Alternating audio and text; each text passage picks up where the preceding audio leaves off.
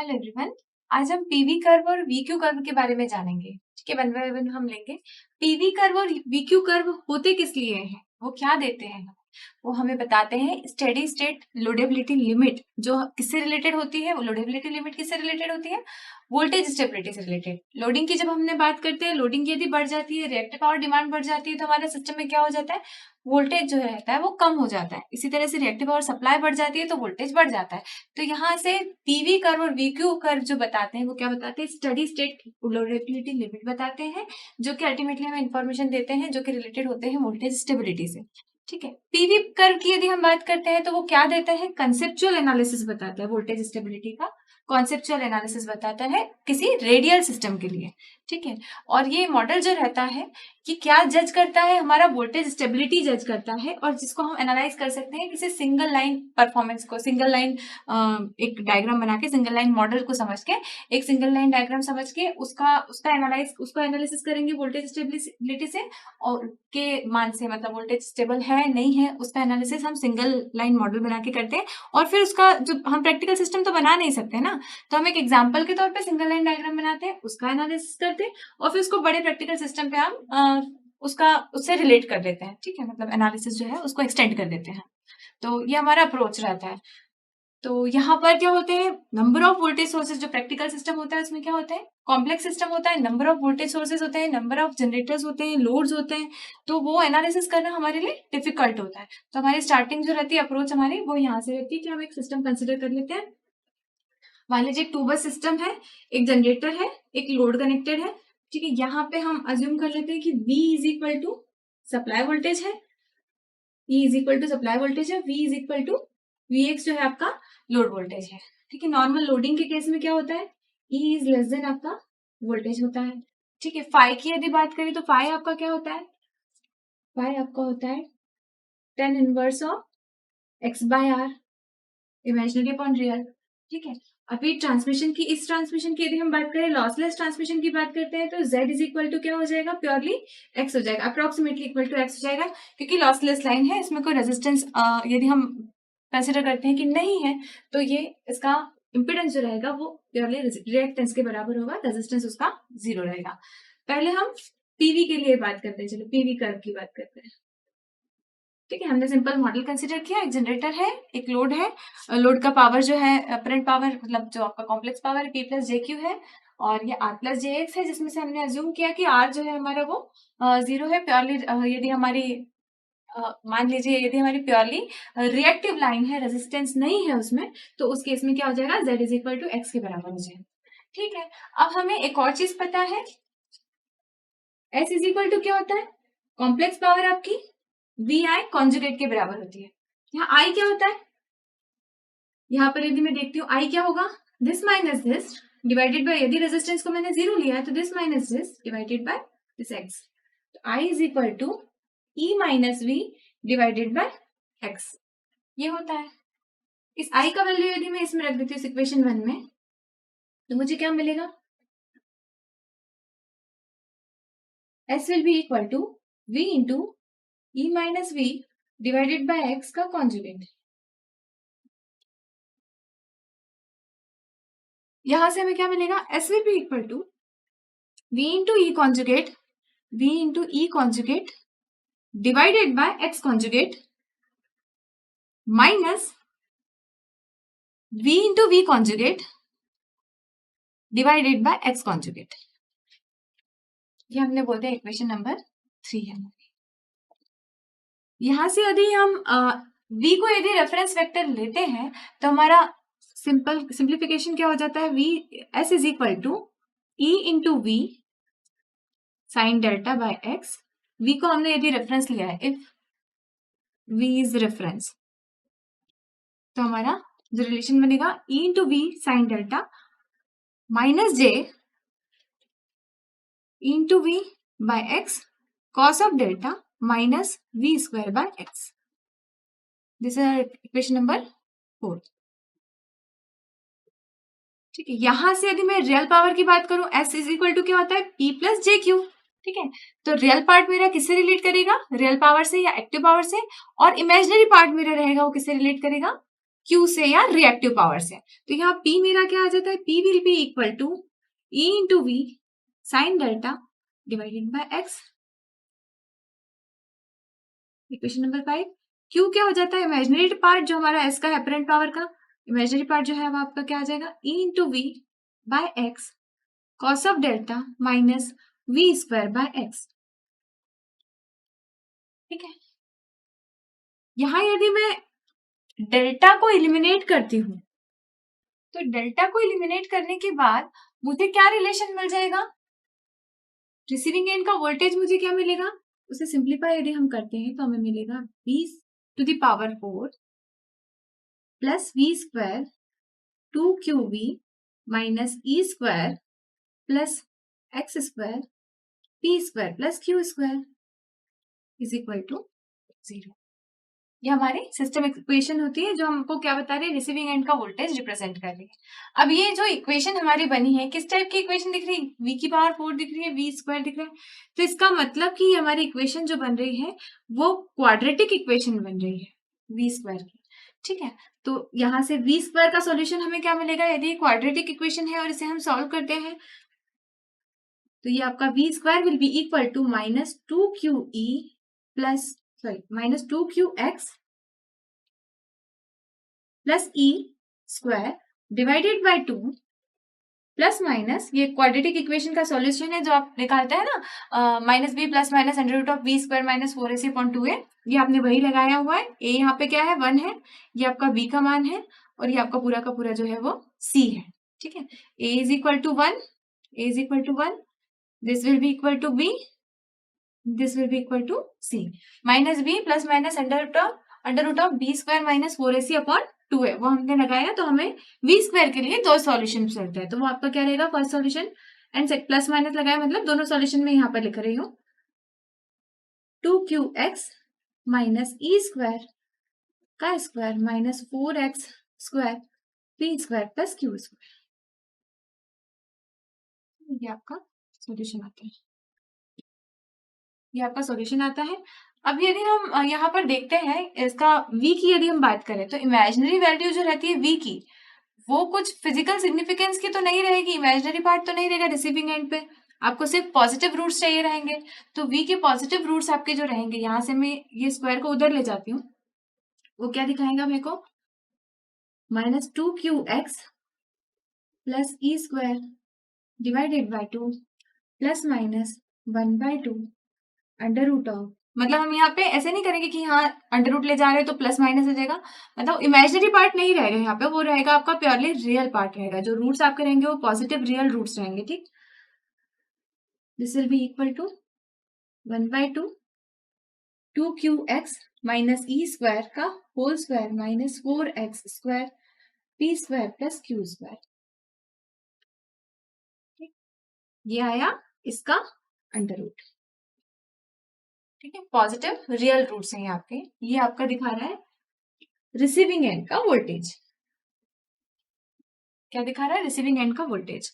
अब यहां पर से यदि मैं पावर फैक्टर मान लेती हूँ यूनिटी है, यदि यूनिटी पावर फैक्टर है तो मेरा रिसीविंग एंड का वोल्टेज क्या हो जाएगा वो देख लेते हैं। इक्वेशन आपकी क्या बन जाती है, if power factor assume unity then what will be v will be equal to half e square plus minus 1/2, ये हट जाएगा, ई स्क्वायर यहाँ से आ जाएगा ये under root of e to the power 4 minus 4x square p square का whole under root. ठीक है, ये इसका होल अंडर रूट। अब मैं सिंप्लिसिटी के लिए ये भी मान लेती हूँ कि जो मेरा सेंडिंग एंड वोल्टेज है वो क्या है, यूनिटी है। सेंडिंग एंड वोल्टेज मेरा ई जो है वो 1 पर यूनिट है। यदि मैं ऐसा अज्यूम करती हूँ तो और simplified expression for receiving end voltage क्या हो जाएगा, हाफ ये ई आपका 1 हो जाएगा plus minus half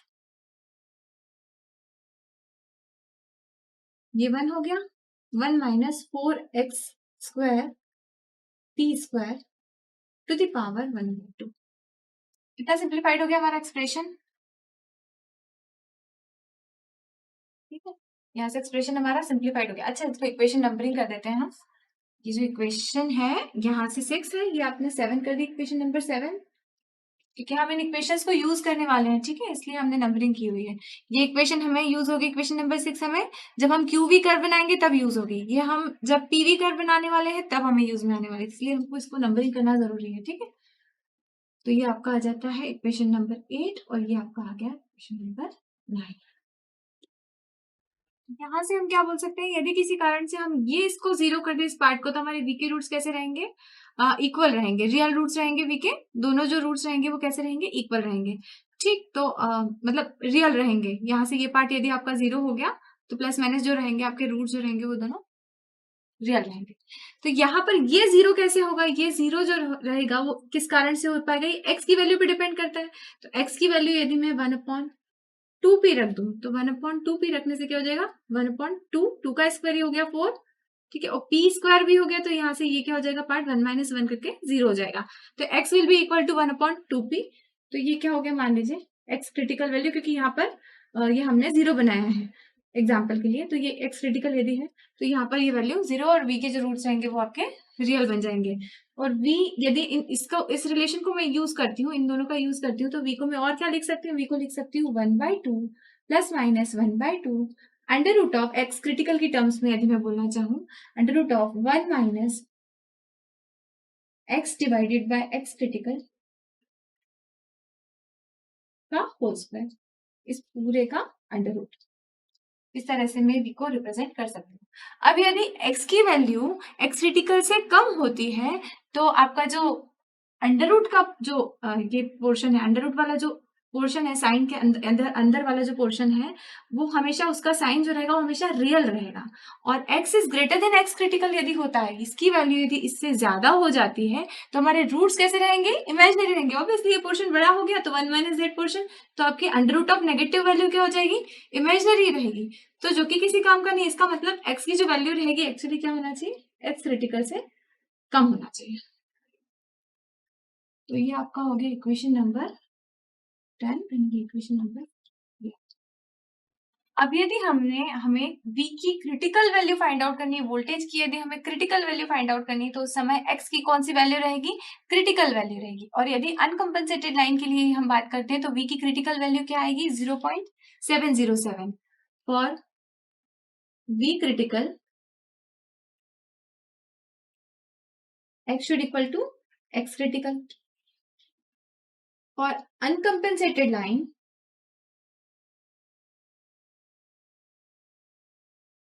at unity power factor, अगर ये कंडीशन हम रखते हैं तो V critical will be equal to 0.707 per unit.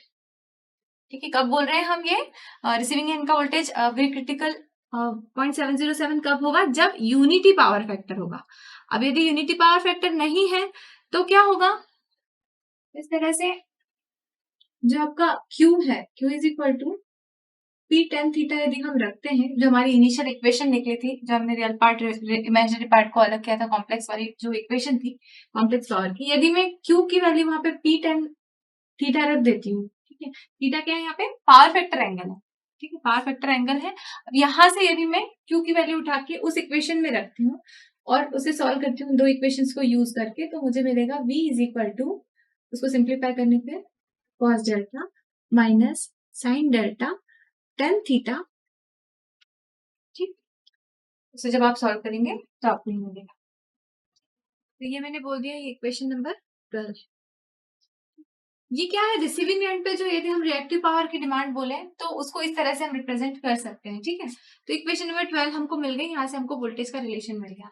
तो यहाँ से यदि हम बोले क्रिटिकल वोल्टेज यदि हमें रिसीविंग एंड पे देखना है तो वी क्रिटिकल क्या होगा, वी क्रिटिकल जब आप इक्वेशन को सॉल्व करेंगे तो आपको V critical will be equal to 2 cos of delta critical.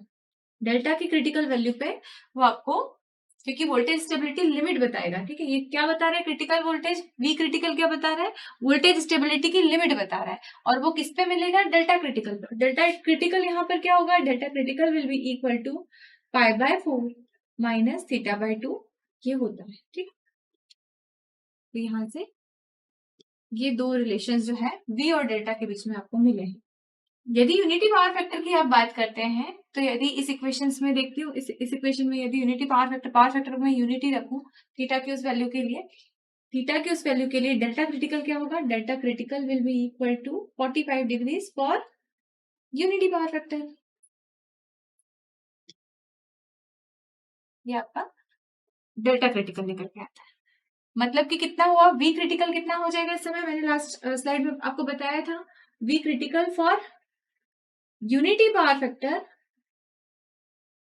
0.707 per unit होता है, वो यहाँ से आता है। अच्छा, हम बोलते हैं वोल्टेज स्टेबिलिटी लिमिट, हमने मैथमेटिकल निकाला, क्रिटिकल वैल्यू निकाली, वोल्टेज स्टेबिलिटी की लिमिट बता रहा है। वोल्टेज स्टेबिलिटी की लिमिट क्या होता है, वोल्टेज स्टेबिलिटी की लिमिट मतलब ये होता है, वो लोड फ्लो के थ्रू आप जो जैकोबियन सिंगुलर निकालते हैं वो बताता है आपको कि इस लिमिट के बाहर जो है आपने यदि रिएक्टिव पावर को इंजेक्ट करके वोल्टेज लेवल को बढ़ाने की कोशिश की तो रिएक्टिव पावर के बढ़ाने से वोल्टेज की वैल्यू जो रहेगी वो बढ़ेगी नहीं, एलिवेट नहीं होगी। तो वो एक पर्टिकुलर जो लिमिट होती है वो आपकी कहलाती है वोल्टेज स्टेबिलिटी लिमिट। ठीक है, अब इसके बेसिस पे हम आगे पीवी कर्व जो है वो देखते हैं। तो ये आपको अलग अलग पावर फैक्टर के लिए अलग अलग कर्व बनाए हुए। ये वोल्टेज का कर्व मतलब VR बाय VS का कर्व है, receiving end voltage divided by sending end voltage. ये आपका पावर का कर्व मतलब पावर की एक्सिस है। ठीक है, तो ये यहां से यदि हम देखते हैं, ये जो पॉइंट्स बनाए हमने ये क्या है, ये आपको दिखाते हैं क्या, ये आपके क्रिटिकल पॉइंट्स हैं। ठीक है, ये आपका नोज कर्व कहलाता है, नोज कर्व भी कहलाता है। ठीक है, ये नोज ऑफ द कर्व है, ये क्रिटिकल पॉइंट है। Locus of V critical and P max है। यहाँ पर वोल्टेज की वैल्यू कितनी है, मैक्सिमम वैल्यू है, मैक्सिमम जितनी पॉसिबल है वो वैल्यू रिसीविंग एंड के वोल्टेज की, और पावर भी जो है वो मैक्सिमम है। यहाँ पे हम देख सकते हैं कि यहाँ पे हमको दो दो पॉइंट मिल रहे हैं, एक पर्टिकुलर पावर के लिए हमें यहाँ पर वोल्टेज के दो वैल्यूज मिल रही है। तो ये वाली जो आपकी वैल्यू होती है ये आपका होता है स्टेबल रीजन, वोल्टेज स्टेबिलिटी होती है यहाँ पे। ये जो दो वैल्यूज वोल्टेज की आ रही है कहां से आई है, याद है आपको, सेवेंथ इक्वेशन जो हमने निकाली थी उसमें रूट्स जो आ रहे थे वोल्टेज के वो दो रूट थे। तो पावर की डिफरेंट वैल्यूज के लिए वोल्टेज के जो दो वैल्यूज निकल के आ रही है, हमने यदि उन्हें प्लॉट किया तो हमें क्या मिलेगा, पीवी कर्व मिलेगा। ठीक है, वो पीवी कर्व इस टाइप का रहेगा, जिसको हमने इस तरह से बीच से यदि उनके लोकस को इस तरह से हमने ज्वाइन कर दिया तो ये दिखाएगा। यहाँ पर यदि मैं बात करती हूँ, ये वाला कर्व यूनिटी पावर फैक्टर का है, उसके बाद वाले जो कर्व रहेंगे वो लीडिंग पावर फैक्टर के, और उसके पहले वाले जो कर्व्स रहेंगे वो क्या दिखाएंगे, लैगिंग पावर फैक्टर के रहेंगे। ठीक है, तो ये आपकी क्रिटिकल लिमिट दिखाता है, लोकस दिखाता है, और ये वोल्टेज स्टेबिलिटी दिखाता है, ये वाला पोर्शन। और ये वाला जो पोर्शन रहता है नीचे वाला पोर्शन, ऑब्वियसली यहाँ पे वोल्टेज की वैल्यूज क्या रहेंगी, बिलो क्रिटिकल वैल्यू है, बिलो क्रिटिकल वैल्यू है, इसका मतलब ये क्या दिखा रहा है, आपका वोल्टेज इनस्टेबिलिटी दिखा रहा है, वोल्टेज इनस्टेबिलिटी दिखा रहा है। ठीक है, तो ये आपका होता है क्या, पीवी कर्व, पीवी कर्व कहलाता है ये। ठीक है, इसमें डिफरेंट डिफरेंट पावर फैक्टर्स के लिए डिफरेंट डिफरेंट कर्व हमारे बने हैं, पी के डिफरेंट वैल्यूज के लिए हमने वी के दो वैल्यूज निकाली, उन्हें प्लॉट किया तो हमें पीवी कर्व मिला। ठीक है, और वैल्यूज कहाँ से निकाली, वो इक्वेशन नंबर 7 को यूज करके आप निकाल सकते हैं। तो इस तरह से रिलेशन आपका पीवी कर्व का रहता है। इसमें जो हमने बोला कि ये अपर वाला पोर्शन जो है ये आपका वोल्टेज स्टेबिलिटी है, ये एक्चुअली दिखा क्या रहा है, ये आपको दिखा रहा है अपर वाला portion DP by DV, change in voltage with respect to change in, मतलब चेंज इन वोल्टेज के रिस्पेक्ट में पावर का चेंज, यदि ये लेस देन जीरो रहता है, change in power with respect to voltage यदि ये जीरो रहता है, लेस देन जीरो रहता है तो ये आपका स्टेबल रीजन रहता है, यदि ये ग्रेटर देन जीरो रहता है तो ये इनस्टेबल।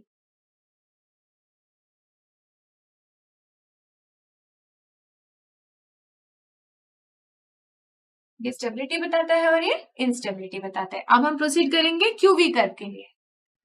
एक बार वोल्टेज स्टेबिलिटी की एक और चीज हम थोड़ा सा नोटिस करते हैं, पीवी कर्व जो हमने बनाया था उसके बाद यदि हम देखें तो वोल्टेज स्टेबिलिटी की लिमिट क्या हो सकती है, लिमिट हमने बता दिया, वोल्टेज स्टेबिलिटी की वो लिमिट होती है, वो कहलाती है जहां पर यदि बस में हमने रिएक्टिव पावर को इंजेक्ट किया तो उसके बाद फर्दर उसमें इंक्रीमेंट नहीं हो सकता वोल्टेज में, उसको कहते हैं। तो वो कितनी होती है, वो तब पहुंचती है voltage stability limit reached when magnitude of SYLL square should equal to 1। यदि ये इसके बराबर है तो आपका बोल सकते हैं आपकी वोल्टेज स्टेबिलिटी ये लिमिट की ये कंडीशन होती है। ठीक है, एस क्या है आपका कॉम्प्लेक्स पावर, ठीक है, वी वोल्टेज, और ये YLL आपका क्या दिखा रहा है, ये उस बस का, जिस बस की हम बात कर रहे हैं वोल्टेज के मान से वोल्टेज स्टेबिलिटी की जिस बस के लिए बात कर रहे हैं वो बस का एडमिटेंस है। ठीक है, वो बस एडमिटेंस जो है वो ये दिखाता है। नेक्स्ट हम यहाँ पर बात करते हैं कि S इज इक्वल टू क्या होगा यहाँ पर, यदि S is equal to loading limit हमें देखना है तो S क्या होगा, V critical divided by X critical, V critical square divided by X critical. ठीक है, ये आपको क्या बताता है, V critical square divided by X critical, ये आपको बताता है लोडिंग लिमिट, कितना लोड आप कर सकते हो कि आप वोल्टेज स्टेबिलिटी लिमिट पे पहुंच जाओ। यहाँ X क्रिटिकल क्या है, तो X क्रिटिकल निकालने के लिए हम अप्रोच लेते हैं, आपने इक्वेशन नंबर 7 देखी थी जहां वोल्टेज के रूट्स निकाले थे, वो वोल्टेज के रूट्स जो आपने निकाले थे उसमें यदि आप अंडर रूट वाले पार्ट को जीरो बोल देते हैं, अंडर रूट वाला पार्ट यदि जीरो होता है उसको इक्वेट कर दो जीरो के, तो अंडर रूट में यही था, उसको इक्वेट मतलब आपस में इक्वेट करते हैं पॉजिटिव पार्ट को नेगेटिव पार्ट को, तभी वो जीरो होगा। पॉजिटिव और नेगेटिव को यदि आपने इक्वेट किया, उसे फर्दर सॉल्व किया तो हमें एक्स के रूट्स मिले, एक्स के रूट्स मिले, हमें पता है Q इज इक्वल टू क्या होता है, पी टेन थीटा होता है, पी टेन थीटा यहाँ पे रखेंगे, उसे सिंप्लीफाई करेंगे तो हमें एक्स की क्रिटिकल वैल्यू मिलेगी। ये है आपकी एक्स की क्रिटिकल वैल्यू बिना किसी दूसरे अजम्पशंस के, जो हमने एक्स क्रिटिकल सिंपली निकाली थी उसको जीरो करने के लिए कि एक्स की is equal to X critical will be equal to 1/2p। यहाँ हम एक्चुअल ई का भी अजम्पशन हमने नहीं किया है, ई स्क्वायर मतलब वो सारा कुछ अजम्पशन लेते हुए एक्स क्रिटिकल की वैल्यू क्या आएगी वो ये आएगी, वो यहाँ पे सब्स्टिट्यूट करेंगे। ठीक है, तो वो यहाँ पे सब्स्टिट्यूट करने के बाद में एक्चुअल पावर फैक्टर जो भी है सिस्टम में यदि वो कंसिडर करते हैं तो V critical square divided by X critical that will be your loading limit, system की लोडिंग लिमिट कहलाती है वो। ठीक है, तो इस तरह से आप निकालते हैं। अब आप थोड़ा सा एक्सप्रेशन याद करते हैं जब आपने शुरुआत में डिराइव किया था कॉम्प्लेक्स पावर, क्योंकि अब हमको क्या देखना है, वी क्यू कर्व देखना है, वी क्यू कर्व देखना है, तो उसके लिए आपने जो कॉम्प्लेक्स पावर डिराइव की थी तो उसमें यदि आप मानते हैं कि पावर इंजेक्शन जो है, रिएक्टिव पावर इंजेक्शन जो है उसके वेरिएशन के कारण से वोल्टेज का जो वेरिएशन होता है वो किस तरह से चेंज होता है, यदि हमें वो देखना है तो हम एक अजम्पशन लेते हैं सिंपल कि x is very very greater than r, हमने एज्यूमिंग ये किया है शुरुआत से ही। ठीक है, इसका मतलब कि हमारा फाई जो है वो कितना है, 90 डिग्री है, फाई भी 90 डिग्री है। और हमने एक और रिलेशन जो स्टेब्लिश किया था, S is equal to P plus J Q, के बाद में हमने एक एक्सप्रेशन लिखा था जिसमें रियल पार्ट को अलग किया था, इमेजिनरी पार्ट को अलग किया था। तो आपका इमेजिनरी पार्ट जो क्यू निकल के आया था वो कितना आया था, EV divide by X into cos of delta minus V square by X, ये आपको रिलेशन मिला था। ठीक है, यहां से मैं और सिंप्लीफाई कर सकती हूँ, Q X is equal to E V cos of delta, क्योंकि दोनों जगह एक्स एक्स है, एक्स को उधर ले गए, E V cos of delta minus V square. अब यहां से मैं वी स्क्वायर बता सकती हूँ, V square is equal to E V cos of delta minus Q X, sorry plus Q X. तो यहाँ ये आ गया आपका एक्सप्रेशन, ये वी स्क्वायर को उधर ले गए, ये क्यू एक्स उधर ले गए, तो ये आपका वी स्क्वायर का एक्सप्रेशन आता है।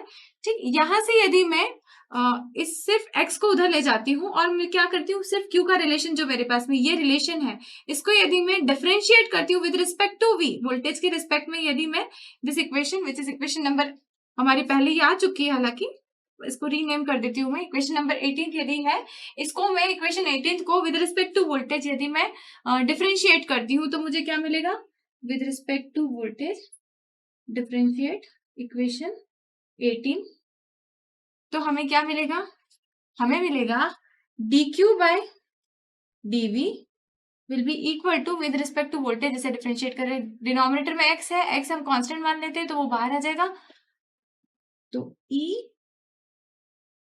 Cos of delta minus 2v square, क्योंकि यहाँ 2v स्क्वायर नहीं आएगा, 2v आएगा क्योंकि इसको डिफरेंशिएट किया, v स्क्वायर है 2v हो जाएगा, डिवाइडेड बाय x आपका कांस्टेंट है क्योंकि आप v के रिस्पेक्ट में कर रहे हैं, तो ये आपका दिखाता है change in reactive power with respect to change in voltage, ये एक रिलेशनशिप दिखाता है। अच्छा, ये एक जो रिलेशनशिप दिखाता है, ये हमने वोल्टेज स्टेबिलिटी जब शुरुआत में पढ़ रहे थे तब भी हमने कहा था कि एक रिलेशनशिप होती है V और Q की, कि यदि सिस्टम में रिएक्टिव पावर डिमांड बढ़ जाती है तो वोल्टेज कम हो जाता है, डिमांड बढ़ जाती है और सप्लाई उतनी नहीं है, इसका मतलब सप्लाई की कमी है, उस कमी के कारण से वोल्टेज कम हो जाता है। यदि सिस्टम में रिएक्टिव पावर ज्यादा इंजेक्ट की जाती है तो हमारा सिस्टम का वोल्टेज बढ़ जाता है, क्योंकि हम बोल रहे थे सिस्टम में कंपेंसेशन अप्लाई कर रहे थे, शंट कंपेंसेशन, सीरीज कंपेंसेशन। जब हमने वोल्टेज कैपेसिटिव कंपेंसेशन पढ़ा था तो हमने क्या कहा था कि सिस्टम में यदि हमारे इंडक्टिव लोड्स हैं, हमारे सिस्टम का पावर फैक्टर कम है, रिएक्टिव पावर की कमी हो रही है सिस्टम में, तो वो रिएक्टिव पावर हम कैपेसिटर के थ्रू कैपेसिटिव रिएक्टिव पावर उसमें इंजेक्ट करते हैं और उसका जो है सिस्टम में उसके कारण से वोल्टेज को हम बैलेंस करते हैं। तो इसका मतलब कि यदि रिएक्टिव पावर को बढ़ाया जाए तो वोल्टेज का जो वैल्यू होता है वो ऑटोमेटिकली इंप्रूव होता है, एक लेवल तक जाके तो वो इंप्रूव होता ही है। तो यहाँ पर मैं ये बोल सकती हूँ कि dq by dv जो रिलेशनशिप है, सेंसिटिविटी है, वो हमेशा पॉजिटिव होना चाहिए for voltage stability. Voltage stability के लिए dq by dv जो है वो रिलेशनशिप पॉजिटिव होना चाहिए। dq by dv यदि 0 होता है तो वो क्या होती है, critical value. dq by dv यदि इक्वल टू 0 होती है, यदि इक्वल टू 0 होती है तो आपका क्या दिखाता है, क्रिटिकल वैल्यू। और dq by dv यदि नेगेटिव सेंसिटिविटी दिखाता है, इसका मतलब आपका सिस्टम जो है वो वोल्टेज अनस्टेबल है, वोल्टेज अनस्टेबिलिटी वहां पे हो रही है। तो अब यहां से हम कर्व देख लेते हैं। QV कर्व है हमारा, Q by P max V by E, receiving end voltage divided by excitation voltage. ठीक है, यहां से जो कर्व बन रहा है आपके, ये different P by P max के लिए है। P by P max यदि यहाँ पर 0.5 है, यहाँ पे 0.75 है, यहाँ पे यूनिटी है, और ये यहाँ से जो पॉइंट बता रहा है आपको, ये एक लोकस बता रहा है क्रिटिकल पॉइंट का। क्रिटिकल पॉइंट किस चीज का, यहाँ पर जैसे हमने पीवी कर्व में नोट डाउन किया था ना, वैसे यहाँ पर यदि हम देखते हैं ये वाला जो एरिया है हमारा, ये क्या दिखा रहा है, आपकी सेंसिटिविटी कैसे दिखा रहा है, नेगेटिव दिखा रहा है कि पॉजिटिव दिखा रहा है। यहाँ से जो स्लोप आपका दिख रहा है वो कैसा है, पॉजिटिव है। पॉजिटिव है, इसका मतलब ये आपका जो रीजन है ये स्टेबल रीजन है। यहाँ की देखें तो कैसा दिखा रहा है, नेगेटिव दिखा रहा है, नेगेटिव दिखा रहा है, इसका मतलब ये जो पोर्शन है आपका ये कैसा है, यहाँ पर कैसा है, ये आपका दिखा रहा है अनस्टेबल रीजन। कैसा है ये, अनस्टेबल रीजन है। और ये जो आपको दिखा रहा है यहाँ पर स्लोप क्या है, 0 है। यहाँ पर स्लोप क्योंकि सभी मिनिमा है ना, मिनिमा मैक्सिमा पे स्लोप आपका 0 रहता है, मिनिमा है स्लोप 0 है। स्लोप 0 का मतलब क्या है, ये क्रिटिकल पॉइंट है, तो ये this is locus of critical points. तो इस तरह से आपका क्यूवी कर्व बनता है, इस तरह से आपका क्यूवी एनालिसिस होता है, क्यूवी रिलेशनशिप्स होता है।